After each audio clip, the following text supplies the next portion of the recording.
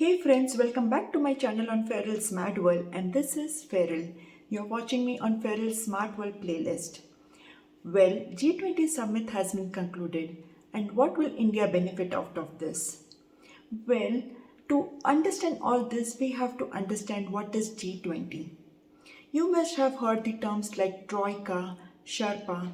When there is meeting in Kashmir, you must have heard terms like U20, Y20.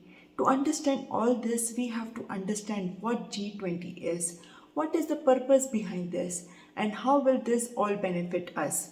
So, let the video begin. So to understand G20, we must first understand what is G7. And this all began when the world hit by economic crisis. There were many underlying conditions, but the main reason was oil crisis in 1973. So this all started in 1969 when the Arab country, especially Egypt and Syria, attacked Israel. Now Israel won the war in 1973. So Egypt and Syria once again attacked, and at this time the presidency of USA was Nixon. So as a revenge, Arab country imposed embargo on oil. Now this would stop the countries supporting Israel, and the countries that were supporting Israel were USA and Europe. So now these countries thought that since Arab have done this to us and there is an economic crisis, so they have to work together, they have to work as a team, and they have to bring back the situation and improve the economic conditions of their country. So to make the economic policies, the finance ministers of these countries started meeting informally at White House. So in early 1973, the four countries, USA, France, UK and West Germany started meeting informally. Later, they also included Italy and Japan. In this way, in 1975, G6 was formed. 3 years later, in 1976, Canada also joined. So now this G6 is called G7. Broadly, we can say that these countries were with great economics, and they were liberally democratic country and which holds the value of human rights and individual freedom. And also all these countries during the World War was the part of Western Bloc. So 22 years later in 1997, Russia was also included in this meeting. So now G7 has turned into G8.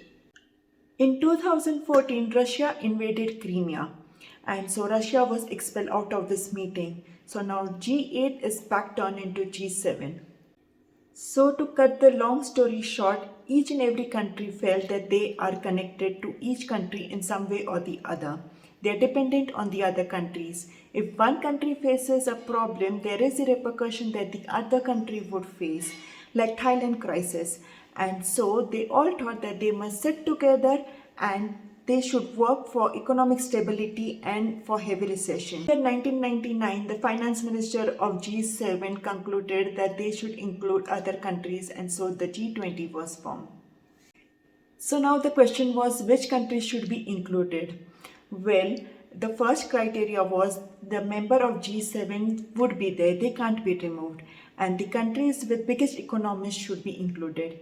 So countries like India, China, Russia, Brazil and South Africa were included. And then it was thought that every representative of this region should be included. So from Asia, Indonesia and South Korea were included. From South America, Brazil and Argentina were included.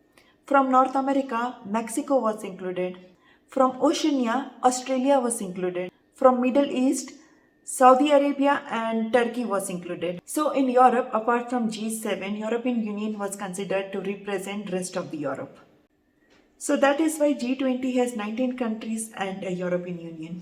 Broadly, we can say that now these 20 countries are the top countries of the world. The main motivation behind these meetings were to solve the financial crisis, and so only the finance ministers and the governors met. Many years it continued like this, and then in 2008 there was global financial crisis, which we all know about.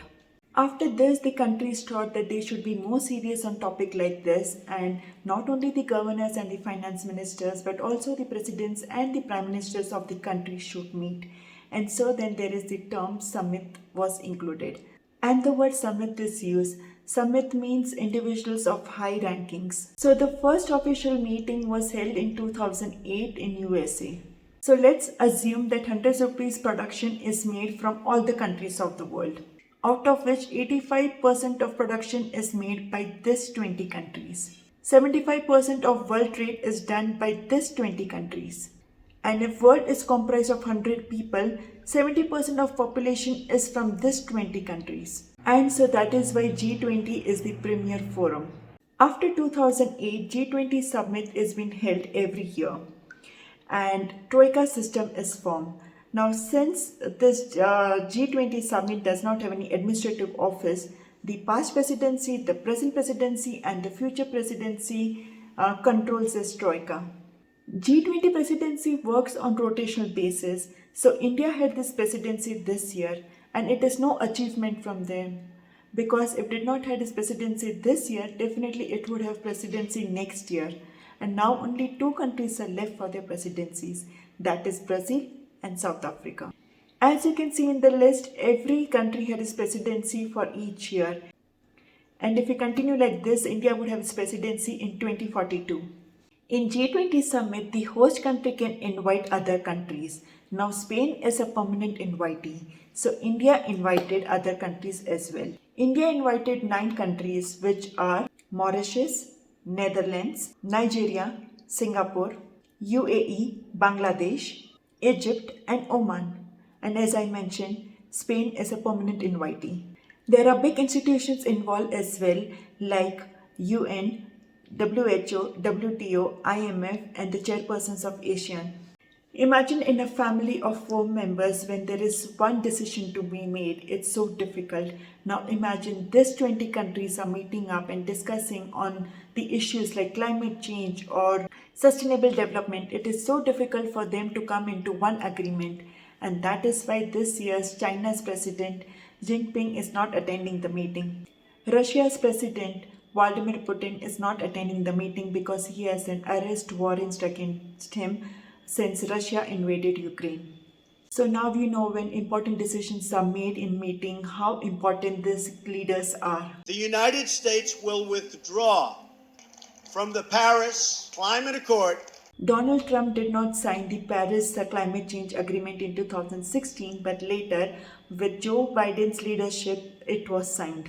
Even a topic like this, climate change, it is so difficult for each country, for 20 countries to come into a mutual decision. This year's India's G20 theme is Vasudhaiva Kutumbika, which places an importance on green development, sustainable developmental goals, along with digital public infrastructure, and women-led development are focused. So what do you think? All these issues and topics are just discussed for 2 days?